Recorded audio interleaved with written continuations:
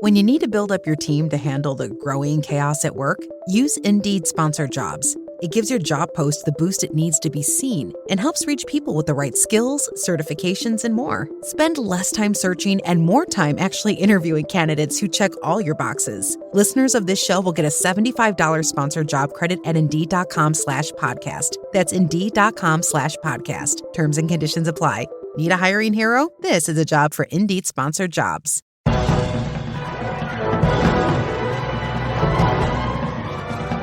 Hello and welcome to episode 442 of the Filmmakers Podcast. This is a podcast where we talk filmmaking, from indie film to studio films and everything in between. How to get them made, how to make them, and how to try not to F it up, in our very, very humble opinion. I'm Giles Alderson. Welcome to the show. Thank you so much for listening to the Filmmakers Podcast.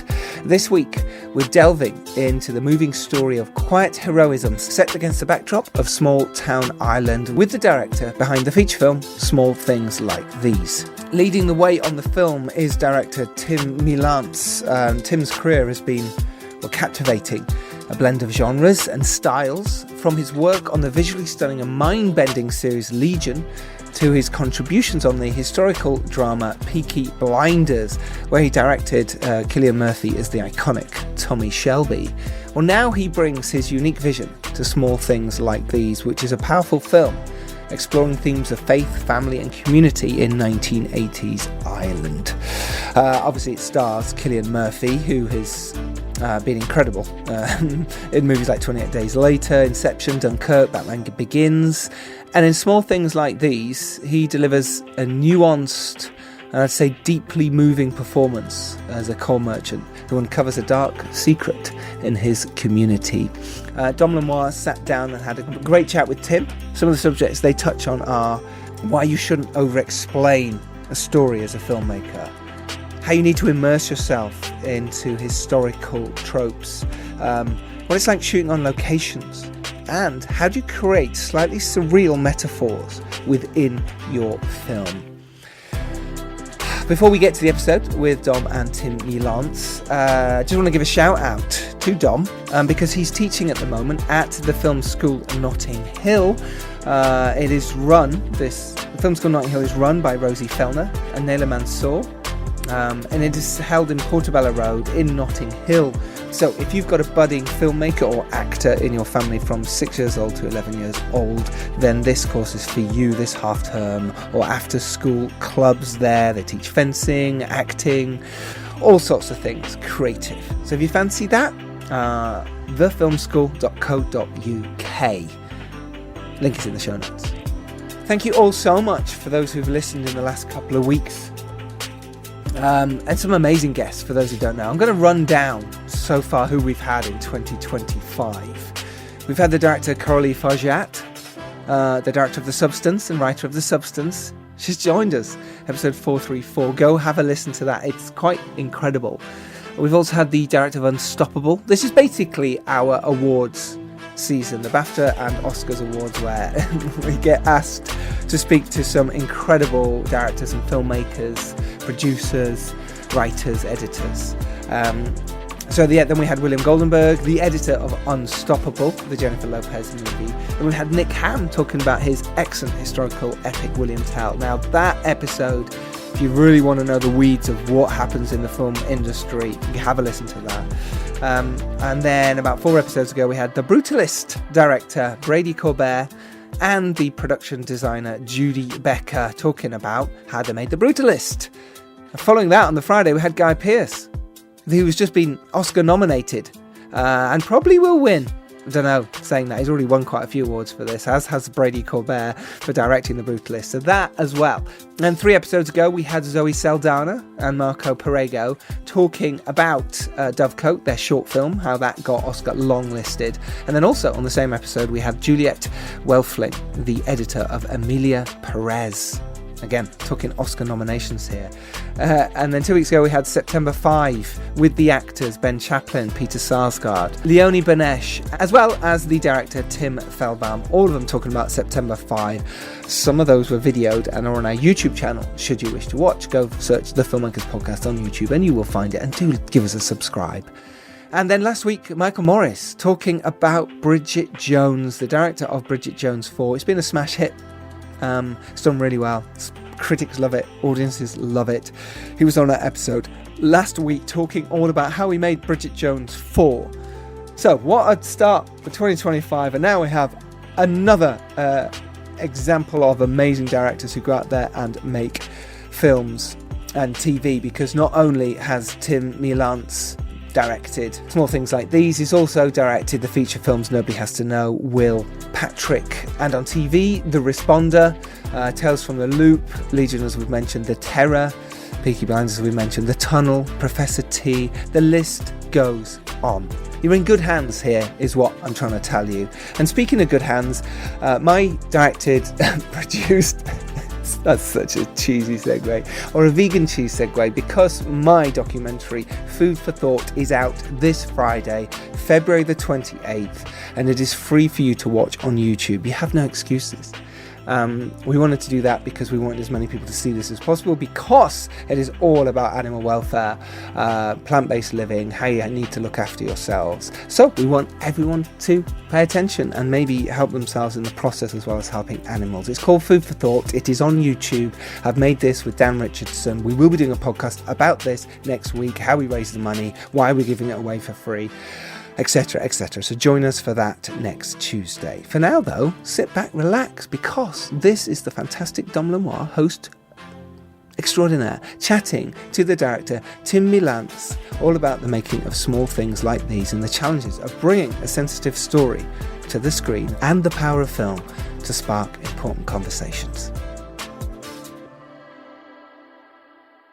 Hi, Tim. How's it going? Not too bad. Thanks for having me. No problem at all. As soon as I saw the trailer for this, I thought this is going to be one of my favorite films of the year, and I was luckily proved right. It was a really amazing, powerful drama, and I think it's quite rare to get to see those kinds of films that can affect you like that. So, congratulations. How are you feeling about the whole thing? Thank you so much. How am I feeling about it? Yeah, I'm really proud. Yeah, it was kind of a challenge, like making a cannonball of subtlety. That was the attempt. So yeah, that's what we tried to do. Yeah, and very happy to hear people connecting with it. Absolutely. So what was the sort of genesis of getting this made? How did you first come across the idea or start forming it?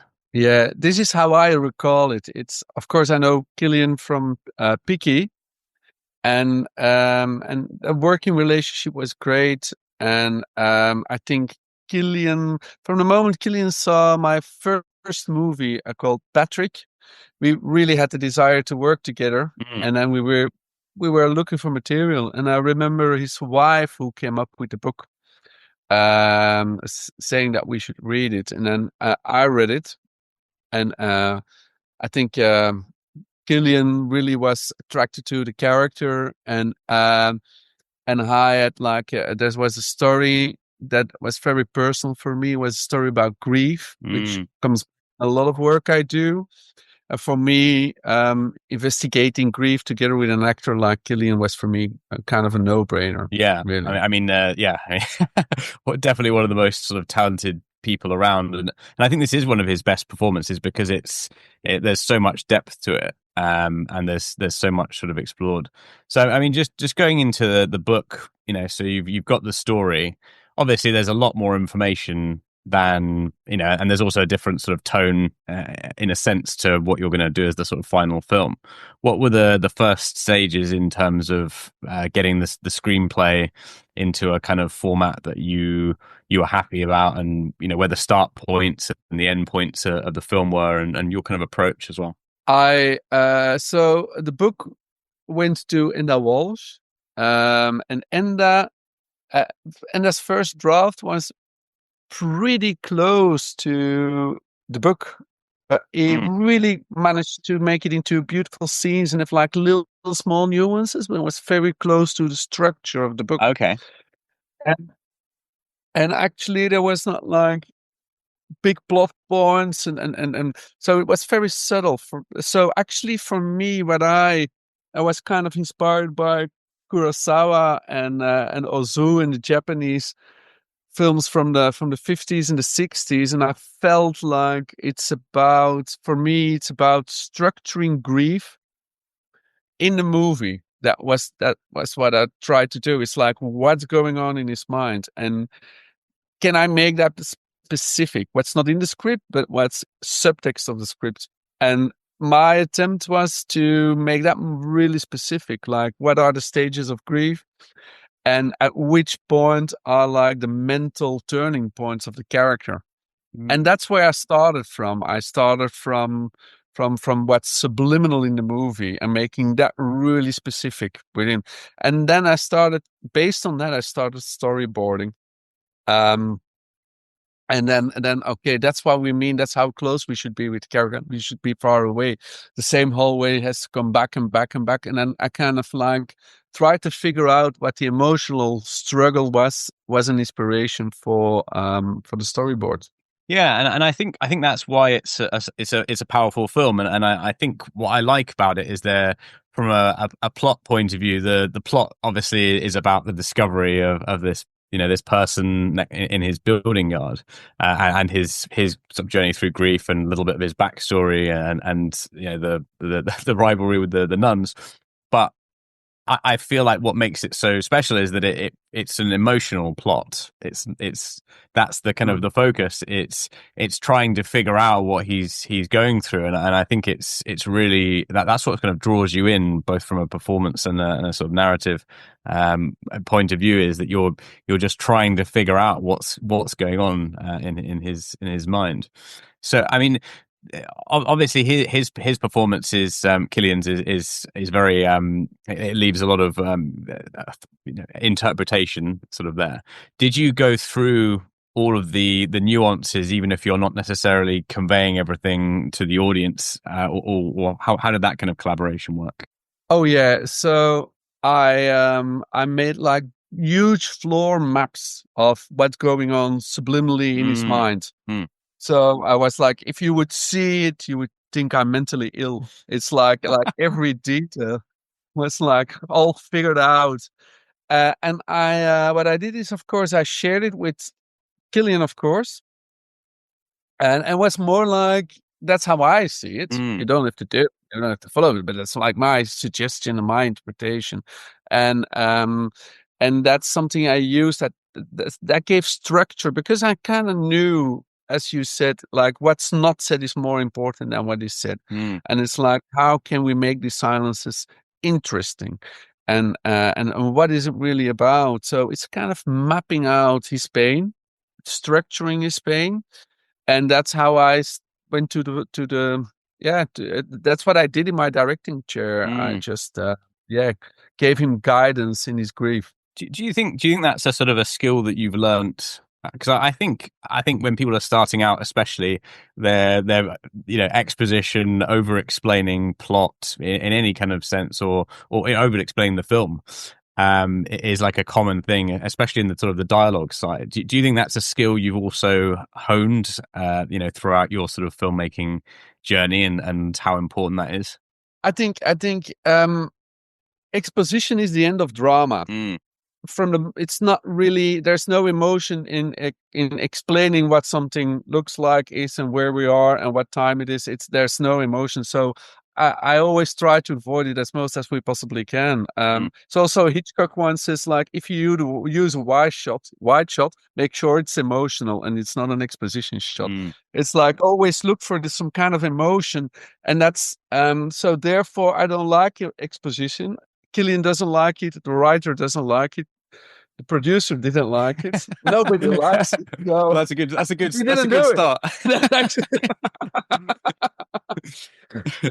But I think on other jobs, like certainly the TV work, a lot of executives find it very important, and for a reason, many times really for a reason. But that's not the kind of movie we made. So. Yeah, and it's honestly refreshing to to watch something, because there's a difference between watching an actor that doesn't have anything going on and you're not sure what they're doing, to one that has so much going on, and getting to sort of experience that and go through that journey with them, which I think you sort of guide through very, very well.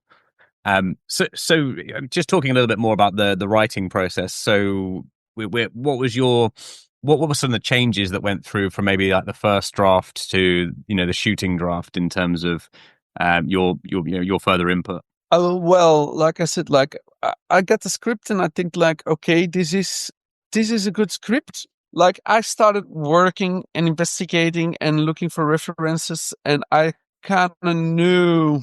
The film started to be in my head by just making sketches myself, making floor plans myself, and I started to think, and then kind of feel the structure. But like, where's the anxiety, and how does the anxiety go, and where does the tension build up? And I it's like making a music composition almost, and I felt where it should go faster and go away, and I was kind of explaining my shots to him then, like very specific, but like that's where I feel the tension is. That's where I feel where the eruption will be. That's where I feel like the intensity of the music in the film, if you like, and that's where he kind of got it and rewrote based on it. And then me and Cillian and Enda came together for 2 full days, and I got all my preparation, I got all my storyboards, I got everything, and now we talked everything through, and I explained everything how I saw it, and then he rewrote a version. So it was really a wonderful, wonderful collaboration between the three of us. I think those peaks and troughs really are like the sort of the cornerstone of success in being engaged in a film. When it's too adrenaline filled or tense all the way through, you desensitize a bit, and if it's not enough, then you kind of draw out. But it can be quite a difficult thing to sort of manage in the writing when you're initially you're working out the structure and the character arcs, and then sort of find that those ups and downs. Like it's a really important thing to focus on, I guess. Yeah, but I think I was very pleased with the script already, but it was like, for me, it was like, what's the intention? It's so much subtext, this movie, that is like explaining that, making that specific, and starting to discuss that. And also for me, testing, like, am I not understanding something? Is there something wrong with my approach? And then we can discuss it, and then he can go back to the writing. But that was like the best collaboration. I think also what was lovely is having Cillian as a producer on it. Like, he was in the we did location hunting together. Like, he was amazing, always in the van. Like, I was like, and then I always get all my shots in my mind before I even go to a location. And then of course I adapted a little bit, but then, and I could like explain how I saw everything, and we were really on the same page before we started shooting. And that's something I would really love to do again. Well, bring your actor to locations. That's amazing. Well, I suppose it's getting, it's sharing the vision, and it's getting them comfortable with the surroundings that they're from, I suppose. So, I mean, what were some of those, just on the acting side, the sort of conversations about the script that you had with Cillian? What was it? Just assume that we're Joe audience, never met Cillian before, and this is your first sort of meeting with him and to discuss the film. What are those kind of talking points? Talking points. I think everything script wise was totally cleared out before we started shooting. So actually there was no really discussion about the script itself. Okay. That was talked out. Something I would really recommend as well. So just talking through the scenes, and like, what's the scene about? Those kinds of things. Actually, we knew that up front. It's, for me, it's like, I would like to keep my tricks for myself, but I think we are good friends. Yeah. We love to spend time together. We know each other very well, and I think that was really important to make this, to be vulnerable to each other and to be honest to each other, and that was key in making this movie. Absolutely. Yeah, amazing. Okay, so then let's talk a little bit about the the shootings. You mentioned floor plans and how to kind of position things ahead of the the location shooting. I mean, what's your first in terms of, are you thinking about lenses first? Are you thinking about visual storytelling? Like, how do you start to piece that sort of side together? I think this is a period movie. This is 80s. What kind of lenses are in the 80s? I love to go back. I did a World War II movie before called Will. Yeah. We shot it on Petzval lenses, which are really...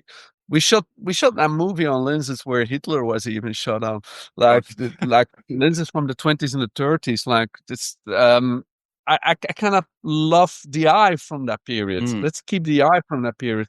So we went digging into what kind of lenses do we like from the 80s.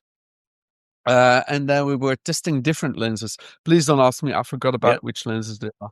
And then we're doing testings, and then we get like a lot of references. We would like. I was very much in love with the potato cutters from Van Gogh. Van Gogh Dutch period is early period. That was a big inspiration for the movie. And that was like the starting point. Doing a lot of testing, doing testings on 35, then go back. Are we happy with the 35, or how can we make it digital? Comparing it, going to the grading, then doing another testing, and then you start to see the movie after a while. But we did spend time in trying to test it as much as I suppose the texture as well is quite important, because it really encapsulates this kind of coal mining type, quite bleak in some regards, and quite hard for a lot of people living in that world. And I think that the visual side of this film really kind of illustrates that. It kind of has these small moments of charm that are kind of interspersed with quite sort of sparse surroundings. I mean, because you start, if I remember, inside the building, inside the coal yard where he works. So that's one of the shots that I remember sort of initially. Yeah, I think a visual breakthrough for me was condensation. Okay, yeah. And I had immense condensation against the windows. So we did like a lot of testing about what we could do with the condensation and how we can build condensation, because it was not always freezing, of course. But to keep that and remain that throughout the film. So let's talk about the the location shooting. I mean, were you just thinking, okay, let's shoot this roughly where the film's set, or were you thinking, did you have a whole bunch of ideas and you visited lots of places and took a little bit of creative license? Yeah, so I think I really did this back to back with the World War II movie. And the World War II movie Will is set in Antwerp, in my own hometown. Wow. And we went to Poland to shoot the movie, which was crazy. We did like in different places and all over Belgium and Poland. And so I came into this project thinking like, this is going to be the same. I have to travel all over Ireland to find the right streets and everything. And then Enda Walsh said to me like, let's have a walk through New Ross. And let's see what it's like. And I think like in just, we were walking 4 hours through New Ross, and we were looking at each other and we said like, this is it. We can shoot it. And I think there's like huge employment after the 80s. And luckily for us, not a lot has been changed so far. So it was period. It was quite empty. And you got everything. You got like the hills, the elevation. It was like, just put the camera there and shoot. You got the existential emptiness we were after. Yeah. We were very happy. That was rather easy. And that feeling with, I mean, just like the shop windows and those kind of streets as well. Like there's this kind of, there's something quite charming and very villagey about it. But then there's also this kind of I really like this, the bridge in that sort of area of the town, because it gives it this more expansive, sort of emptiness, like you said, that, is quite metaphorical, I suppose, for, without going into too much spoilers, like, towards the end of the film, they're walking across the bridge, and it feels like there's a story there, as well as a sort of a physical kind of location. Yeah, exactly. Yeah, well said. So talking about the research side, I mean, obviously you read the book. I mean, it's quite a religious commentary type of film because of the the era and what sort of went on in that time. I mean, what was the process in terms of looking into that? Were you kind of mostly using the book? Were there other things you were exploring outside of that about the sort of the bigger backstory? Of course, I came into this movie as a foreigner, which I felt like, am I allowed? I think the kind of license I gave myself, or the reason of the authority I gave myself, is because of the grief story, which I really understood. Yeah. It's not like, okay, that's the engine of the car. I think I can get the car moving.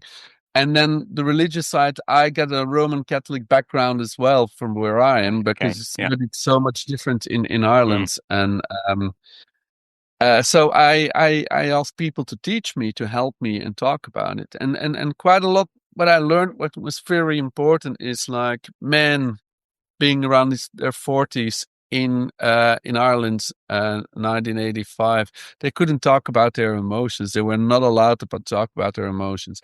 And that was very inspiring. So actually, if you are a younger boy who is mother, I don't want to spoil too much right now. Yeah. But you get something traumatic happens to you, and you can't talk to anyone. Then you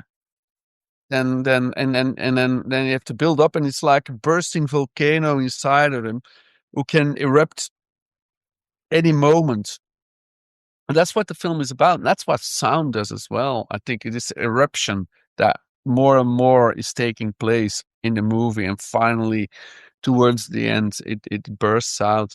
That was just talking to people and understanding what Ireland was like in 1985 and using all these different elements. And from the religious part, I think it's more like, I see it as a universal story. I think if you're not allowed to question anything, and you get an authority, you're not allowed to question anything or ask questions, then something like this will take place. And it can be a political authority, it can be a religion authority, it can be whatever. But that's actually the core of the story. It's a really interesting point of view, because the male characters and the female characters in the nunnery, especially, I suppose, the the girls that are there, that there's kind of these two sides of the same pressure cooker, which is just being repressed from explaining anything. And it's not something that you sort of, when people look at trauma and talking about your feelings, a lot of people don't make that connection between talking about things and actually the ability to heal, and what the after effects of that is, and explosive behavior and these kind of things that you're not allowed to express or talk about. And I think that's why it's such a powerful film. So I mean, how did you work around the rest of the casting once Cillian was involved? I mean, we spoke to Emily Watson for another podcast, and she was fantastic in this, and really sort of captures that like sternness, and you realize it's a really powerful institution as well, like the church back then, especially in those kind of communities. Oh yeah. It's always I think the approach with Emily was like, she's also a victim of the church. What happened back in the day might be quite similar with what's going on with the little girls inside. So that was a kind of approach of the character. And for me, what I try to do with Emily is also like in the subliminal. It's like she's not a real character. That's how I saw it. I never approach her as someone who's real. I approach her something as a kind of trauma inside of Furlong's, Cillian Murphy's character, and he never came into the convent. For me, the convent was a kind of trauma he never coped with, he never dealt with, and that gave me some creative license to go slightly bigger than life. And actually, her talking to him is a kind of devil inside of him. His trauma itself. It's like you are the. That's what I think I said to Emily once. Like you are the trauma inside of his head. Interesting, yeah. Which is why there's this kind of element of punishment almost in that Yeah. in that dialogue scene. I mean the scene, the scene by the fire does have something like really. Yeah, I think exactly. I think I saw too many David Lynch movies, I guess. Yeah. Yeah, to give to love and praise to him.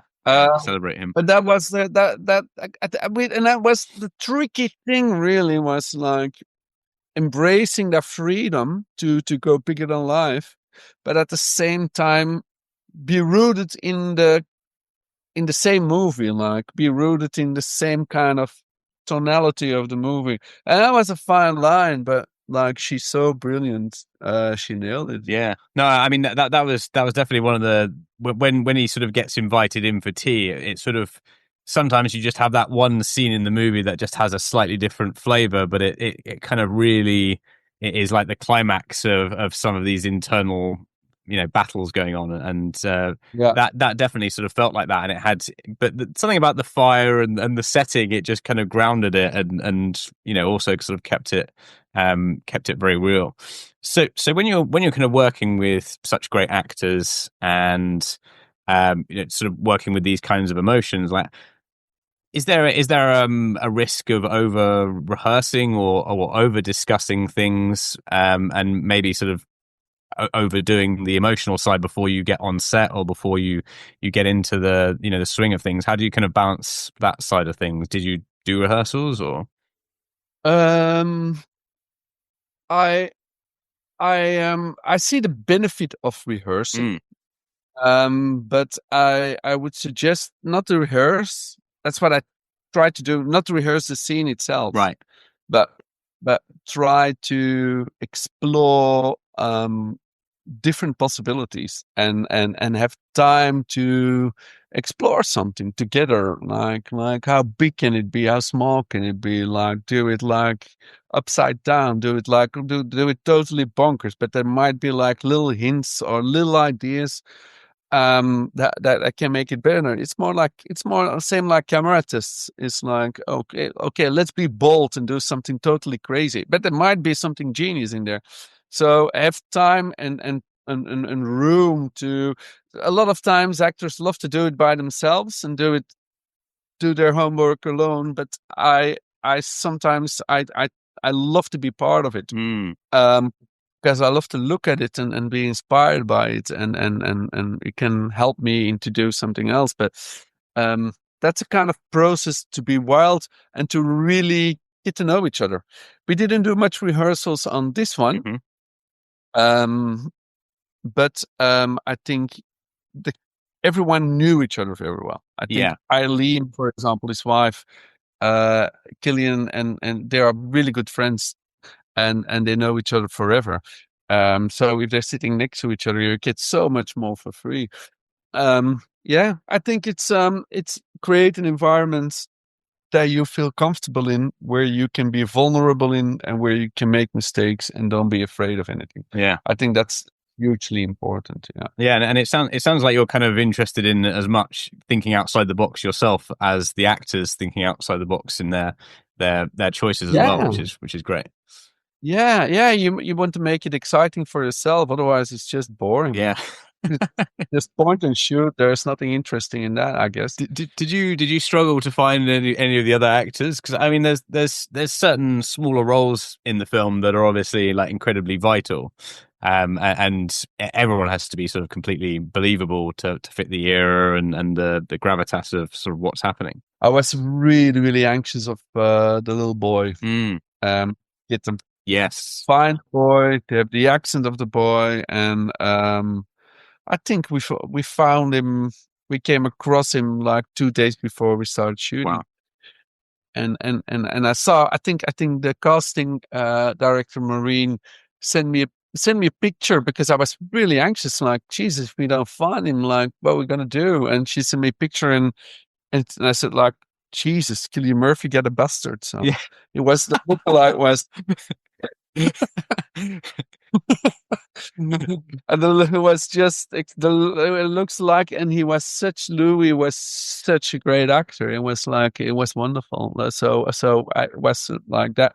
He saved the movie. Yeah. So everyone saved the movie, but that was Yeah, no, was it's great. yeah, incredible sort of performances from the younger actors as well as the established ones for sure.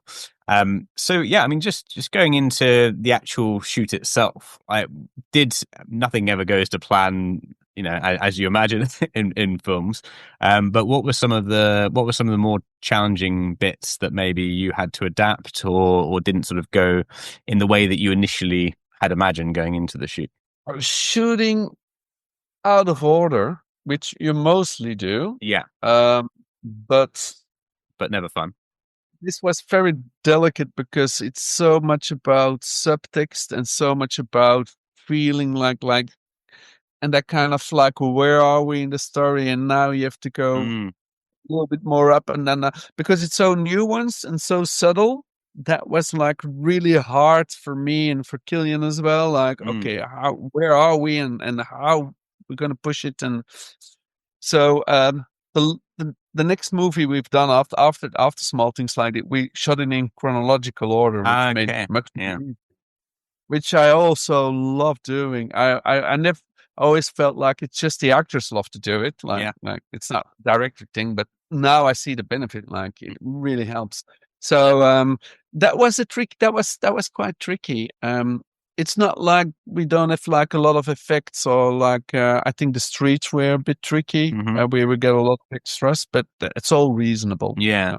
Yeah, no, I mean, I sort of did a film a while ago that covered grief, and you have to kind of almost put in the structure of the different moods and how because people Mm. behave with other people completely differently depending on what stage of grief they're at, and that's Yeah. you know, completely affects like how all of these conversations take place and how they interact in their sort of family life, and you know, all of those things. It's a big thing to sort of try and figure out. Yeah, exactly. Yeah. And it's also like if you do it chronologically, you can find something, like be surprised by something. Like, whoa, that's interesting. We're Mm, gonna pick that up and do it like and use it in the next scene, and then something exists, and then you can keep it. But if you do it out of order, yeah, it's always the case. I never done anything else except one movie, mm. which is shot in order. But it's great sometimes. It's really great. So sort of going into the editing process, again, the sort of similar question: was there anything that changed in terms of like maybe the order or maybe the sort of points of some of the flashbacks when he's a boy or those kind of moments? I wondered whether there was shifts that happened there or any pickups that were needed or anything like that. We never had to go back. There might be. I just forgot about it. There might be. Yeah. I think it was because the script followed the structure of the book, and the book was actually a very solid structure itself. Yeah. That we didn't have to Shift it. ship it or Mm. invent it in the editing room. So it was a rather fast edit. Really? Okay. Yeah. And I suppose with those good, that level of performance, it's probably quite a joy to sort of get into the edit and piece things together. Yeah. And then we thought like, oh, then we took out too much, and then we went back and forth a little bit, and then we did a lot of testings. I think Ben Affleck, I'm not going to tell you what, he got a really good note, which improved the movie. Okay. Yeah. But yeah, it was very easy. I'm aware it will never happen again. Making movie that goes so easy, but that was what was that like, having him as a sort of you know, collaborator? Because you know, it's great to see some of these such experienced actors that are now really shepherding these kind of stories and sort of helping in the background to some degree. Yeah, I really do respect him. Like the movies he's been in, the directors he's been working, Terrence Malick, like he's been working with the gods of cinema. No, I think he loves cinema. He really loves cinema, and he also loves independent movies, art house movies. He's seen a lot, and he's very smart. And he was like, yeah, you just want to help. So it was great. It was awesome. Yeah. And was there anything lastly just on the screening side that maybe changed a little bit after sort of testings that things that maybe, because sometimes you expect, I mean, not in this there's no jokes, but sometimes like bits that you expect to land in a certain way don't land, and then other bits hit harder than you anticipated, and those kinds of things. I mean, was there what can you remember any of the sort of the feedback at all from that kind of process? Or was it quite minor? Yeah, I think we smoothen out the ending a little bit. Right. Okay.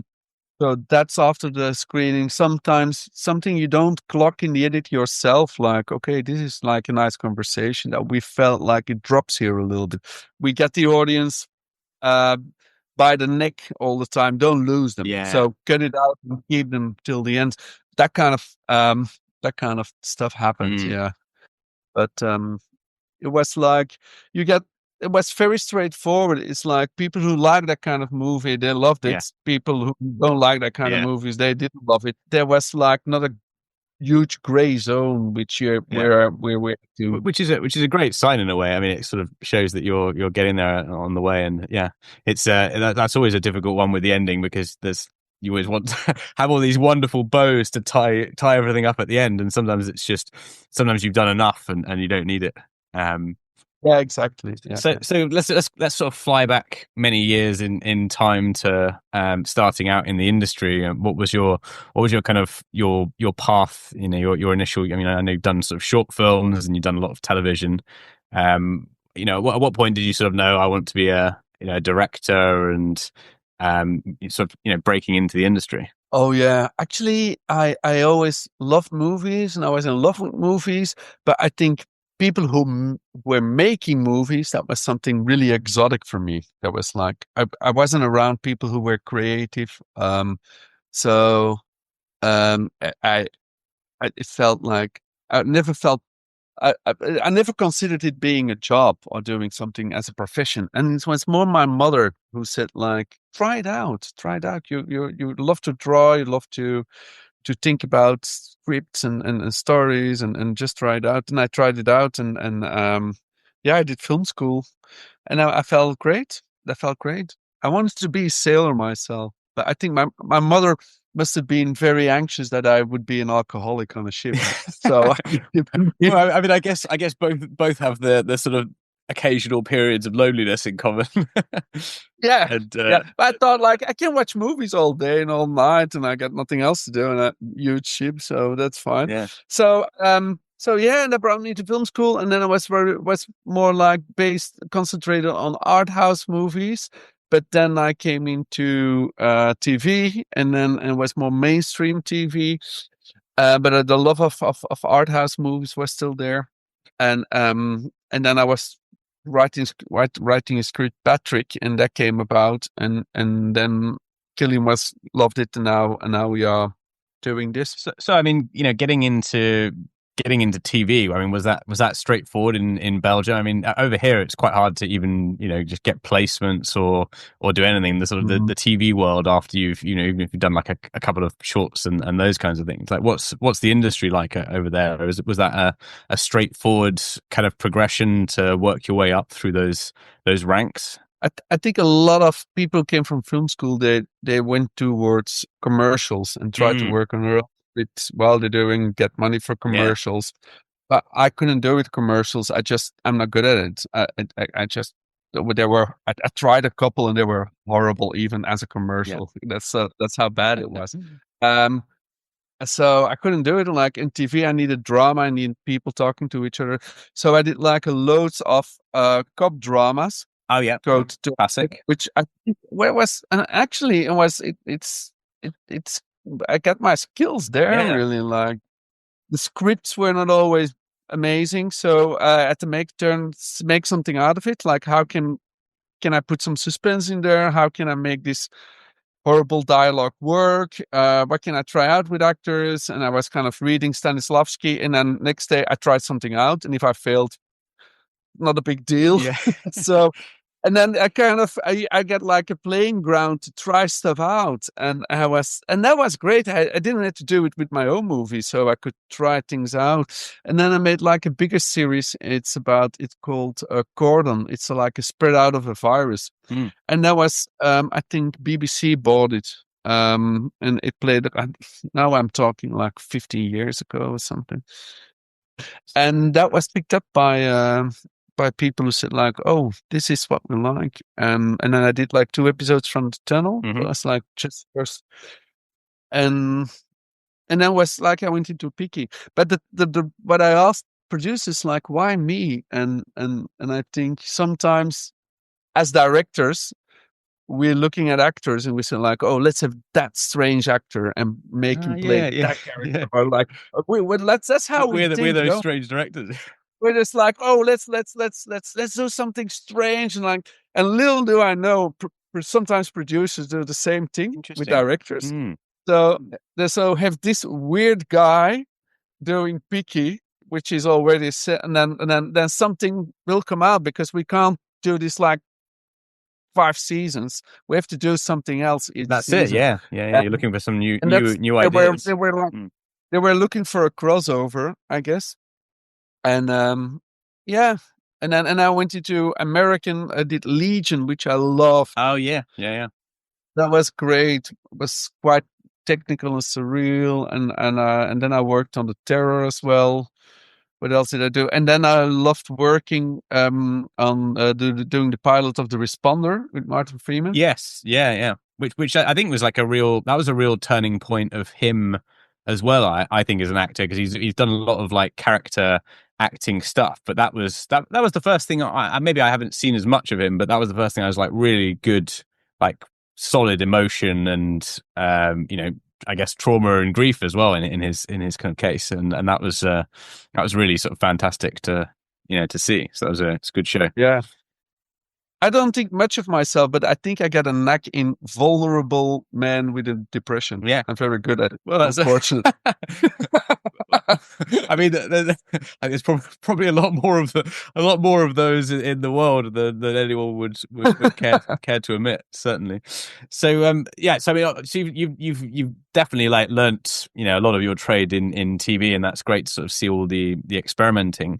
I mean, what was it like doing that first kind of feature film at that point? I mean, I suppose you had worked with some pretty good actors as well, but feature film is a different beast to to television as well. So I mean, what was it like sort of getting Patrick made and that sort of journey as well?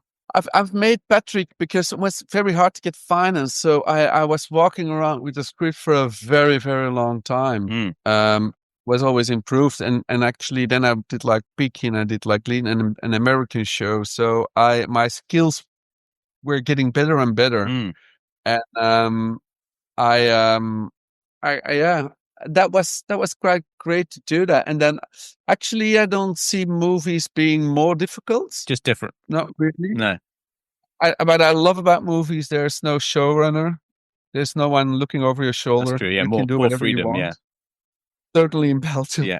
And and that's great. That's great. You can make a strong creative decision. Go for something. Stick to the plan, and yeah. But was it harder to get it? Was it harder to get that made?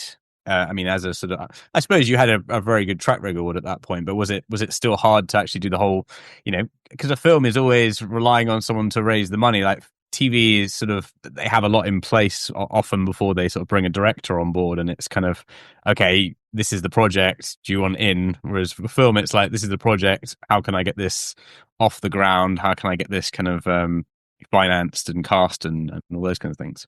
Yeah, I think because of Belgium, being shot in Belgium, that kind of was yeah. But it was a low budget movie, but reasonably. Yeah, sure. Just a last sort of thing between that and small things like these. Was there anything you feel like you learnt doing that film that benefited this in particular? I think the more you work, the more you can trust. Along the way, you learn some things that you think, okay, I'm good at this, I'm not good at that. You get to know yourself a little bit better, and you can trust yourself a little bit better at certain aspects. Yes. You also learn where you're not good at, which is as important, I guess, as a director. Yeah. So getting to know who you are, I think that's the learning curve, and like, okay, and ask yourself, like, and be very critical about your work all the time. Am I gonna pull that off or not? And how am I gonna do it? Don't be vague, but be like very specific with everything. Is there any sort of last advice you might give to someone starting out in the industry, trying to break in, or into film or television and get something made? Because it's it's very difficult in the independent film world these days, especially. I think it's like everyone is unique. Find something unique inside of you, and don't try to copy other people, but like what is that? Or copy some other people and then deviate from it and then find yourself in it, whatever it is. But I think everyone is got a story to tell, or a way to tell a story in a different way, and that's special. That's important. And then if you are true to a certain vision, which is you and nobody else, then it's going to be interesting to look at. Fantastic. Well, thanks very much for the chat. It's been really insightful, and as I said, it's definitely one of the dramas I'm kind of championing from awards season, and I hope it sort of picks up some good awards, because it deserves it. I really appreciate it.